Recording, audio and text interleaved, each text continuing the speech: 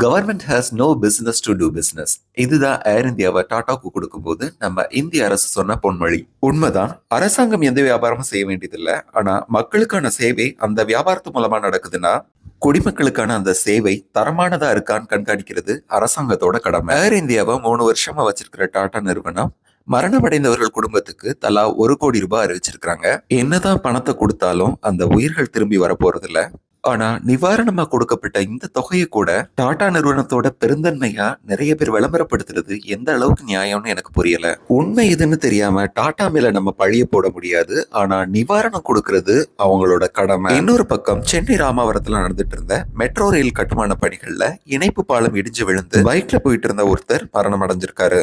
இது இந்த metro rail பணிகளுக்காக வாங்கியிருக்கிற 14வது மரணம். பலியானவங்கள நிறைய பேர் வடநாட்டை சேர்ந்த தொழிலாளர்கள்ங்கிறதுனாலயோ என்னவோ இந்த மரணங்கள் போதிய அளவுக்கு முக்கியத்துவம் பெறல. இந்த முறை நடந்த விபத்துக்கு காரணம் அந்த தூண்கள் பொருத்தப்பட்டு சாய்வான நிலையிலேயே கிட்டத்தட்ட 1 வாரமா இருந்திருக்கு. அதுவும் இந்த தூண்கள் அந்த கட்டுமான நிறுவனத்தோட வாசல்லையே இருக்குது. இந்த இடம் ஐடி பார்க்குகள் இருக்கிற ஒரு நெருக்கடியான இடம். இரவு நேரத்துல இந்த விபத்து நடந்ததுனால ஒரு உயிரோட போயிருக்கு. அரசாங்கமே வேலையாட்களை நேரடியா கூப்பிட்டு இந்த வேலைகளை பார்க்க முடியாதுதான். அரசாங்கம் எந்த வியாபாரமும் பண்ண வேண்டாம். ஆனா நீங்க ஒரு வியாபாரத்து மூலமா தான் மக்களுக்கான சேவையை கொடுக்க முடியுங்கும் போது அந்த வியாபாரம் ஒழுங்கா நடக்குதான்னு கண்காணிக்க வேண்டியது உங்களோட பொறுப்பு.